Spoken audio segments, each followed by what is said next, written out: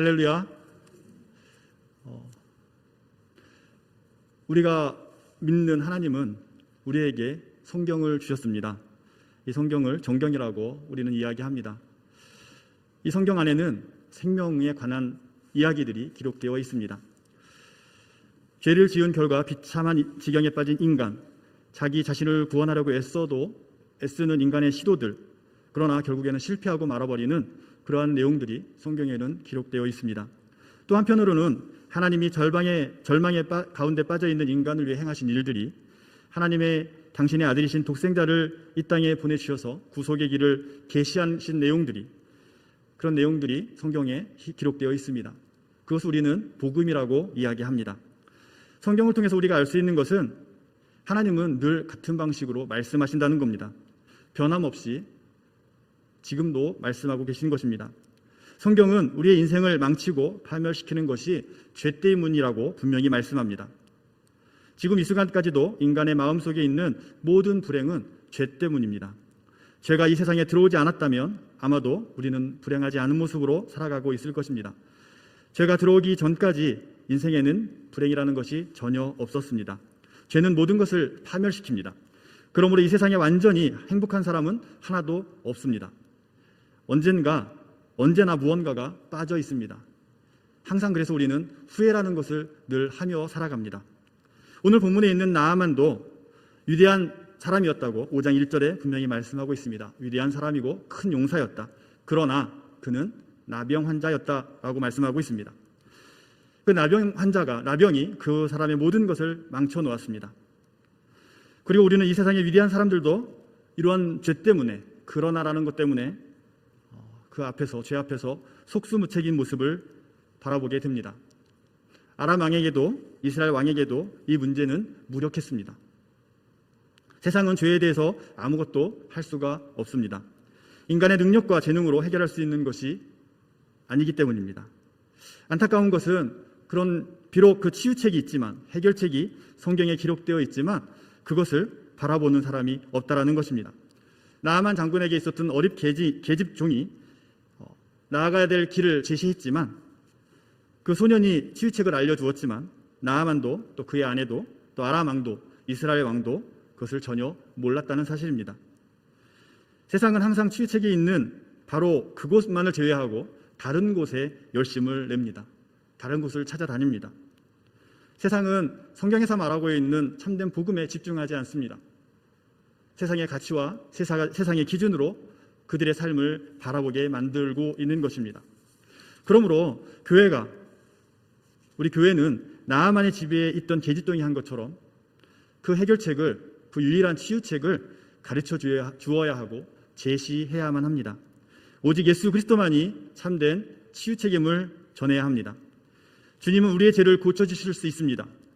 주님은 당신의 피로 우리의 죄를 해결해 주신 분이기 때문입니다. 주님께서 제공해 주시는 치료는 우리의 죄책을 해결해 주십니다. 그리고 죄의 세력에서 우리를 건져주십니다.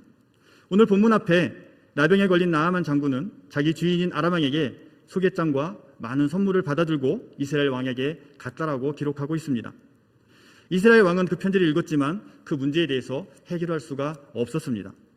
그러나 그 소식을 들은 선지자 엘리사는 그 사람을 내게로 오게 하소서라고 말합니다. 우리는 이 말씀을 보면 이제 다 문제가 해결되었구나라고 생각할 수 있습니다.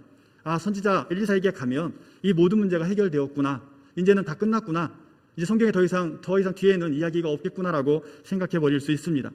그렇게 쉽게 결론 지을 수 있을 것 같습니다. 그러나 애석하게도 이 이야기는 거기서 끝나지 않습니다. 나아만은 분명히 자기를 고쳐줄 수 있는 선지자 앞에 갔습니다. 그런데도 그는 나병을 그대로 가지고 아람 나라로 돌아갈 뻔했습니다. 왜 그랬을까요? 그 사람 속에 여전히 남아있는 다른 악한 것들 때문입니다. 이 사람이 고생하고 있는 문제는 나병만이 아니었던 것입니다. 다른 것들도 그를 고생하게 만들고 있었던 것입니다. 그리고 이 다른 것들 때문에 그는 치료받지 못할 뻔했다라는 것입니다. 이 세상도 마찬가지라고 생각이 됩니다. 세상에는 인류가 안고 있는 많은 문제들을 해결해 줄 수 있는 복음이 성경에 분명하게 제시되어 있고 기록되어 있습니다. 세상 사람들이 모두 산상수훈을 지키고 십계명대로 말씀을 따르며 살아간다면 아마 요즘에 뉴스에서 한참 이야기하고 있는 아프간처럼 폭력이나 군비를 갖춰야 하거나 어떤 항의를 하거나 이런 일들이, 전쟁을 하는 일들이 아마 없어야 될 것입니다. 온 세상이 십계명과 산사수훈만 지킨다면 분명히 하나님의 나라는 이 땅에서 실현될 것이라는 것입니다. 다시 말해서 온 세상이 주 예수 그리스도를 믿고 그분의 능력을 덧입힌다면 이 세상에는 아무 문제도 없을 것이라는 것입니다. 오늘 본문을 보면 나암에게는 나병을 고치기 전에 먼저 해결해야 할 문제가 있음을 우리는 발견하게 됩니다. 나아만은 치료를 받을 수 있던 그 순간 넘어지고 맙니다. 그래서 그 축복을 거의 놓칠 뻔하는 상황까지 도달합니다. 왜 그랬을까요? 복음 속에는 나아만과 같은 육에 속한 사람이 증오할 만한 것들이 있기 때문입니다. 나아만이 그토록 화를 내고 자기 집으로 돌아갈 뻔한 이유가 그것 때문입니다. 나아만이 증오하는 것들이 그에게 있었기 때문인 것입니다. 그의 종들이 간청하지 않았다면 그는 화를 내며 그냥 집으로 돌아갔을 것입니다. 문제는 바로 그곳에 있습니다. 예수 그리스도의 복음 속에는 육에 속한 사람이 증오하는 것들이 있다라는 것입니다. 바로 그것 때문에 육에 속한 사람이 복음을 들어도 수용하지 못하고 거절하게 되는 것입니다. 그것 때문에 복음으로 치료를 받지 못하는 인생이 된다는 것입니다. 그래서 먼저 육에 속한 사람이 복음을 미워하는 이유는 복음이 그의 자존심을 상하게 만들었다는 것입니다. 나아만은 선물, 돈, 옷 등을 가지고 이스라엘에 도착했습니다. 그는 말과 병거를 거느리고 엘리사 선지자의 집 문 앞에 도달했습니다. 거기 나아만이 서 있는 것입니다. 말과 병거, 선물, 그리고 많은 사람들이 이 모든 것이 한나 선지자인 엘리사 앞에 서 있는 것입니다. 5장 10절을 보면 엘리사가 사자를 그에게 보내어 이르되 너는 가서 10절에 보면 너는 가서 요단강에 몸을 7번 씻으라 네 살이 회복되어 깨끗하리라. 아멘. 이렇게 말씀합니다. 나아만은 치료를 받기 위해 그곳까지 갔습니다. 그리고 엘리사는 그에게 나을 수 있는 방법을 제시합니다. 그러나 바로 뒷부분 5장 11절 11절에 보면 나아만은 노하여 물러가며 라고 말씀합니다. 나아만은 자존심이 상했습니다. 초라해진 것입니다. 굴욕과 멸시를 당했다고 그는 느끼고 있는 것입니다. 그는 위대한 사람이었고 훌륭한 장군이었으며 한 나라의 1인자였습니다. 왕의 소개장을 가지고 이스라엘에 방문한 사람입니다.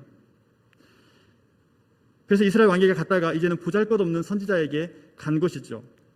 그는 선지자가 자기를 특별 대접하거나 적어도 일반적인 예우는 갖추어 대접할 것이라고 기대했을 것입니다. 그런데 선지자는 코빼기도 베이지 않습니다. 종을 시켜서 7번 요단강에 가서 7번 몸을 씻으라고 말합니다. 세상에 이런 굴욕이 어디 있겠습니까? 한 나라의 왕이 장군이고 위대한 사람이고 이런 사람을 엘리사는 그렇게 대접하고 있는 것입니다. 아무리 나병 환자라도 도저히 참을 수 없는 상황이 되어버리고 말았습니다. 자기가 대단한 사람이니까 특별 대접을 받아야 하는데 그러기는커녕 보통 사람보다도 못한 그런 대접을 받고 있는 것입니다. 나아만은 그것이 싫었습니다. 증오스러웠고 화가 났습니다. 부하가 치밀었습니다.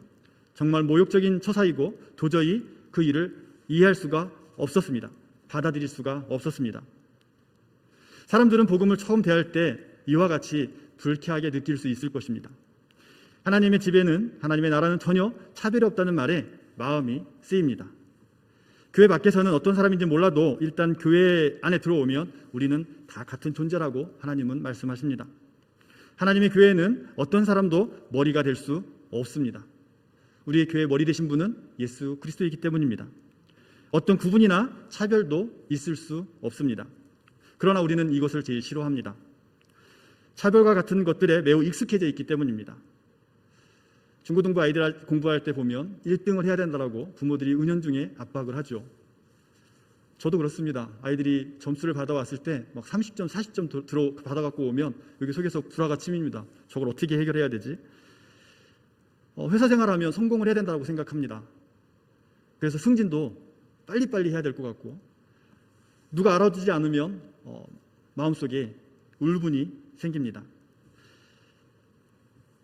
그래서 지금까지도 그토록 믿고 자랑했던 많은 것들이 상반되게 복음에 직면하고 주춤하게 되는 것입니다. 그래서 기분이 상하고 화가 나는 것입니다. 그러나 교회에는 출생 배경이나 인종, 사회적인 지위 이런 것들이 구분되지 않습니다. 차별이 없습니다. 지성과 관련해서도 아무런 차별이 없습니다.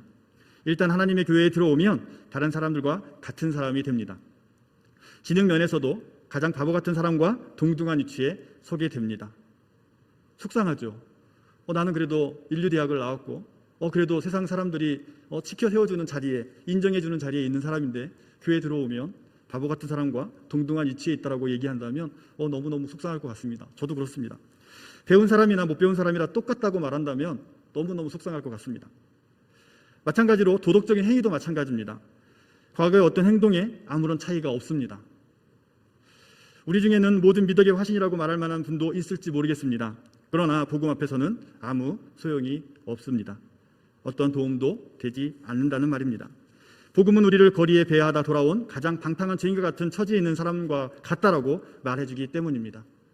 전혀 차이가 없습니다. 이것이 복음에 나아만처럼 격려하는 이유입니다. 복음에는 특별한 경우가 없습니다. 전혀 없다라는 것입니다. 우리가 어느 세기에 속해 있느냐도 중요하지 않습니다. 21세기를 살고 있는 지금 이 시대에 AI가 우리의 삶을 결정하고 있는 이런 시대에도 아마 1세기 때 사람과 차이가 없음을 우리는 인정해야 할 만큼 같습니다. 아마 구석기, 신석기 시대에 살던 사람과 동등하다라고 이야기해야 될 것 같습니다. 성경은 로마서 2장 10절에 이렇게 말씀합니다. 의인은 없나니 하나도 없으며 라고 말씀합니다. 또 로마서 2장 23절에 모든 사람이 죄를 범하였음에 하나님의 영광에 이르지 못하더니라고 말씀합니다. 그런데 이 말씀이 왜 우리 개인한테는 적용이 잘 안 될까요? 하나님께서 분명히 말씀을 통해서 증거하고 계신데 우리는 이 말씀을 우리의 삶에서 잘 적용하지 못하는 것 같습니다. 온 세상은 하나님 앞에 죄인입니다. 지성이 하나님을 아는데 대체 무슨 가치가 있을까요? 하나님은 무한하십니다. 하나님은 영원하십니다. 물론 이 세상 사람들이 시험을 볼 때는 아주 유익한 것이 지성일 것입니다. 지식일 것입니다. 인간이 만든 지식과 과학, 예술, 다른 모든 분야에서 유익합니다. 그런 영역에서는 중요합니다. 그렇지만 우리는 절대적이며 영원하신 하나님을 대면하고 있기 때문에 그 하나님 앞에서는 아무리 위대한 지성인이라도 아무 소용이 없다라는 것입니다. 우리 비행기를 타보면 더 그런 걸 절실하게 느끼죠. 제가 키가 184인데 비행기를 타고서 내려다보면 아마 키가 작으신 분이나 저나 똑같이 느껴지지 않겠습니까?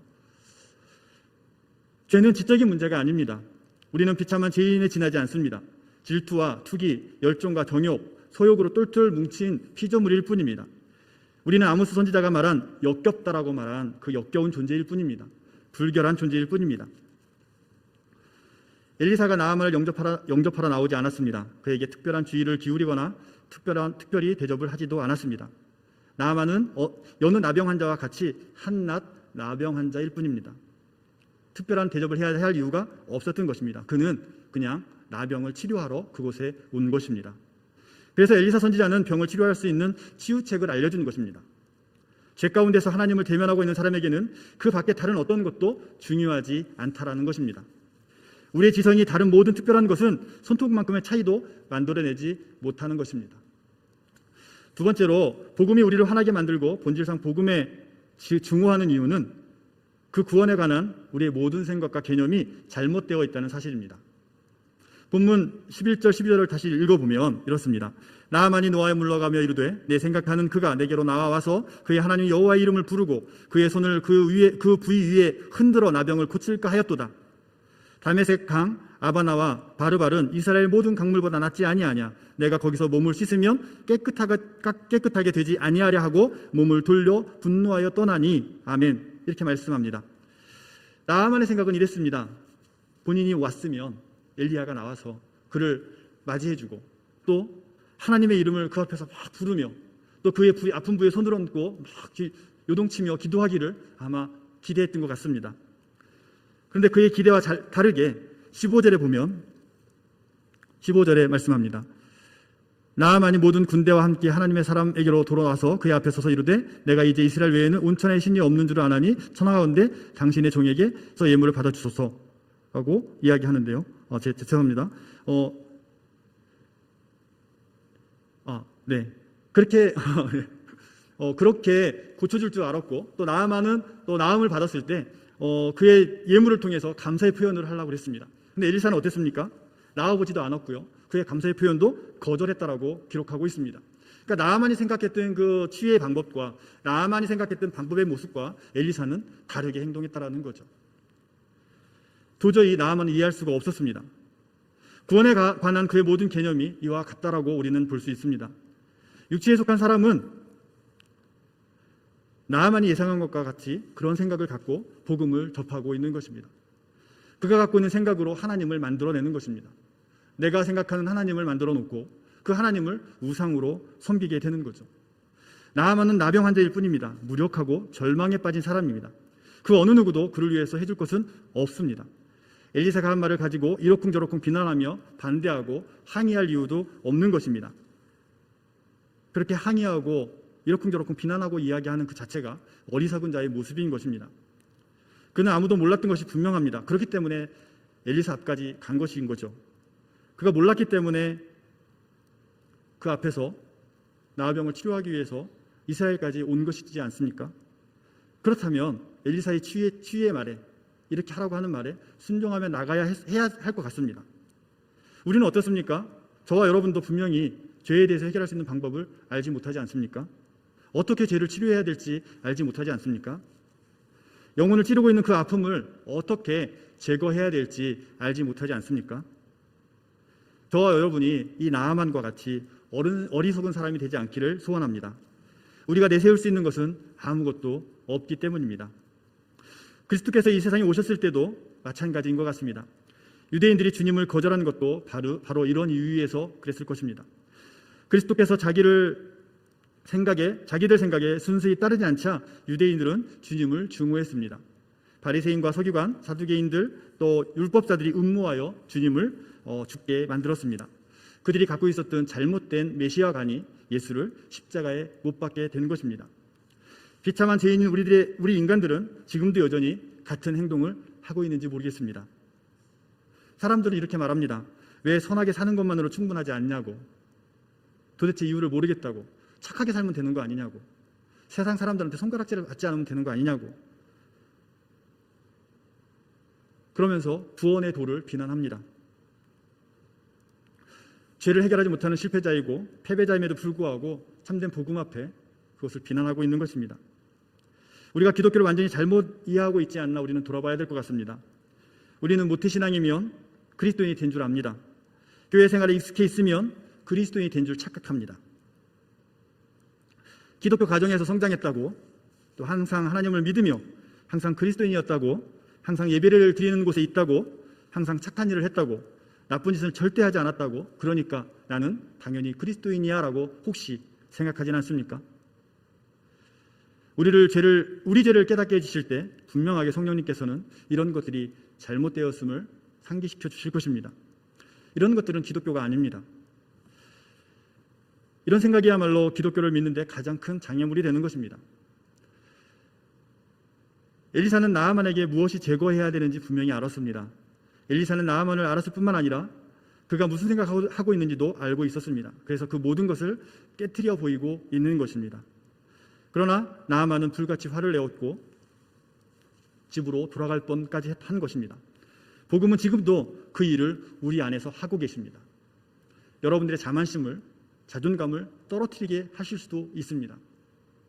여러분의 생각에 맞지 않는 그 모습으로 복음이 다가올 수도 있습니다. 여러분의 삶의 자리에 하나님으로 인정하는 그런 귀한 삶이 되어지기를 간절히 소원합니다. 마지막으로 복음에는 정말 한심하고 우스워 보이는 길을 제시한다라는 것입니다. 복음 그러면 정말 귀하게 접할 수 없는 메시지가 아마 여러분들한테 주어지면 쉽게 이해가 될 수 있는데 이 복음이 너무너무 쉬운 거죠. 나아만은 왕의 소개 편지를 갖고 왔습니다. 그리고 여차여차해서 엘리사에게까지 갔습니다. 그러나 그 해결책은 너무너무 쉬웠습니다. 요단강에 가서 7번 물에 담그면 되는 것입니다. 그는 생각했습니다. 요단강보다 더 좋은 강이 자기 나라에 있거든요. 그 강에서 씻으면 될 것을 먼 길 와가지고 그 더러운 요단강에 몸을 씻으라고 하니 이해가 되지 않는 거죠. 육에 속한 사람에게는 그 말이 완전히 모욕적이고 굴욕적으로 다가오는 것입니다. 복음은 우리에게 오직 선하게만 살면 된다고 말하지 않습니다. 오직 예수 그리스도만 바라보고 그분의 완전하신 모범을 본받아 그리스도처럼 살라고 말하지 않기 때문입니다. 그리스도를 본받아 그분이 한 대로 실천하라고 말하지 않습니다. 오직 예수 그리스도를 바라보라고 말씀하시는 것입니다. 오직 우리의 죄를 위해서 십자가에 못 박히신 그분을, 머리에 가시관을 쓰고 몹시 괴로운 표정을 짓고 계신 그분을, 나의 하나님 나의 하나님 어찌하여 나를 버리시나이까 라고 울부짖는 그분을, 그렇게 나약하게 죽으신 분, 사람들이 돌을 굴려 입구를 막아놓은 무덤에 묻힌 그분, 바로 예수 그리스도를 보라고 복음은 말씀하고 있는 것입니다. 복음은 그것이 유일한 구원의 길이라고 말씀하고 있는 것입니다. 그것이 우리의 죄와 문제를 제거할 거라고 말씀하고 있는 것입니다. 그것이 온전한 사람이 되어 행복해질 수 있는 길이라고 말씀하고 계신 것입니다. 십자가에 예수님이 그의 몸으로 친히 우리의 죄를 담당하셨다는 것, 우리 죄로 인해서 그분이 형벌을 받으셨다는 것, 하나님이 우리의 불법을 그분에게 담당시키시고 해결하셨다는 것, 그것이 전부입니다. 우리는 그저 우리의 죄를 인정하고 회개하고 그 모든 것을 자복하기만 하면 됩니다. 그런 다음에 하나님의 아들 예수 그리스도께서 우리와 우리의 죄를 위해 죽으셨다는 사실을 믿기만 하면 되는 것입니다. 그러면 그 다음의 것은 다 해결됩니다. 근데 우리는 그 순서를 거꾸로 갑니다. 인정받아야 죄가 해결되는 줄 압니다. 교회에 봉사를 많이 해야 죄가 해결되는 줄 압니다. 교회의 직분을 갖고 교회 일을 많이 해야 그 모든 것이 해결되는 줄 압니다. 물론 중요합니다. 그러나 순서가 바뀌었습니다. 먼저 예수 그리스도를 믿으십시오. 먼저 하나님이 나의 주인됨을 고백하십시오. 너무너무 쉽지 않습니까? 먼저 여러분의 생각을 내려놓으십시오. 여러분들의 기준을 내려놓으십시오. 그것이 복음 앞에 우리가 반응해야 될 태도인 것입니다. 만일 나아만이 화를 내고 집으로 돌아갔다면 그는 낫지 않았을 것입니다. 평생 나병 환자로 살아야 할 것입니다.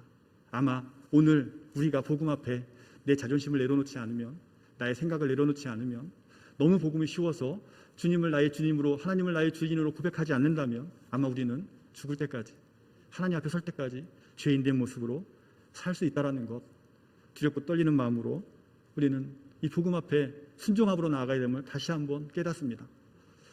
복음은 하나님 말씀이 우리의 삶에서 이루어지는 것입니다. 구원은 하나님의 말씀대로 살아가는 삶입니다. 인간의 능력으로, 인간의 재능으로 그것이 해결되는 것이 아님을 성경은 말씀하고 있는 것입니다. 사랑하는 성도 여러분, 우리의 지성으로, 우리의 도덕성으로, 우리의 종교성으로 우리의 모든 가진 것들을 내려놓는, 하나님 앞에 내려놓고 하나님만이 나의 주인 되시고 나의 통치권자 되시고 나의 주권자 되심을 인정하는 성도이기를 간절히 소원합니다. 그럴 때 나아만은 나병이 치료되었습니다. 그럴 때 그의 살이 온전해졌습니다. 그가 깨끗해졌습니다. 우리도 그럴 때 깨끗해질 수 있습니다. 죄의 세력과 오염에서 깨끗해질 수 있습니다. 오늘날 우리가 복음 앞에 실패하는 경험은 우리가 하나님 앞에 몸을 굽히지 않았기 때문입니다. 우리의 몸을 굽혀 우리의 길을 내어드리고 하나님께 순종하는 여러분과 제가 되기를 간절히 소원합니다. 몸을 굽혀서 그의 생수를 마시십시오. 그래서 진짜 생명, 영생을 누리는 삶이 되기를 소원합니다. 기도합니다. 사랑의 하나님, 저희는 죄인입니다. 오만하고 어리석은 자입니다. 이러한 우리를 구원하기 위해서 예수 그리스도를 보내주셨고 예수 그리스도를 믿음으로 인하여서 하나님께서 우리를 구원하여 주셨습니다. 우리에게 긍휼을 베풀어 주셨고 성령으로 저희들의 마음이 밝히 복음을 바라보게 하셨사오니 우리의 지성과 우리의 도덕성과 아집과 교만 등으로 하나님을 거스리는 것을 다 내려놓고 오직 주의 말씀에 순종하게 하옵소서. 거룩하신 예수 그리스도의 이름으로 기도하옵나이다. 아멘.